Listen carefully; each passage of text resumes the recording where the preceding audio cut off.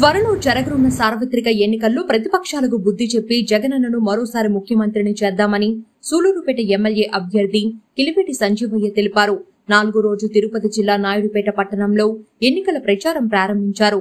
ముందుగా పట్టణంలోని శ్రీ విజయ గణపతి ఆలయంలో పూజలు నిర్వహించారు. ఎన్నికల ప్రచారంలో పాల్గొన్న సంజీవయ్యకు మద్దెల గురుమూర్తికి మేళ తాళాలతో వైసీపీ నాయకులు, ప్రజలు ఘన స్వాగతం పలికారు. జగనన్న ఆశీర్వాదం, మీ చల్లని దీవెనలతో సూలూరుపేట ఎమ్మెల్యేగా 3వసారి మీ ముందుకు వచ్చానని, మీ మంచి మనసుతో ఆశీర్వదించి నన్ను ఎమ్మెల్యేగా గెలిపించాలని కోరారు. జగనన్నను ఎదుర్కొనే దమ్ము లేక ప్రతిపక్షాలు దాడులు చేయించడం పిరికిపంద చర్యలకు నిదర్శనమన్నారు. ఓటుకప్పు హామీలతో కూటమి పార్టీలు బయలుదేరాయని, ప్రజలంతా అప్రమత్తంగా ఉండాలన్నారు.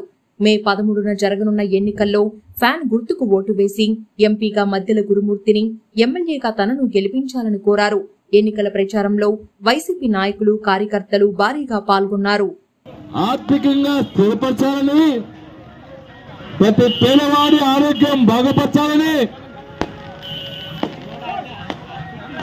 మరి ఈ రాష్ట్రంలో జగనన్న పాలన సాగిస్తున్నారు.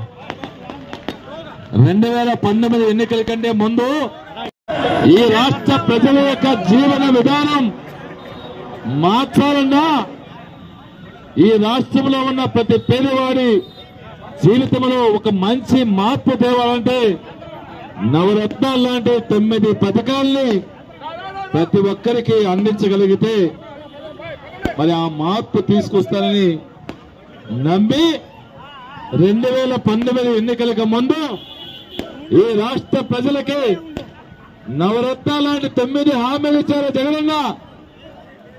మరి మీరంతా నమ్మారు జగనన్నని. ఎందుకంటే జగనన్న చెప్తాడంటే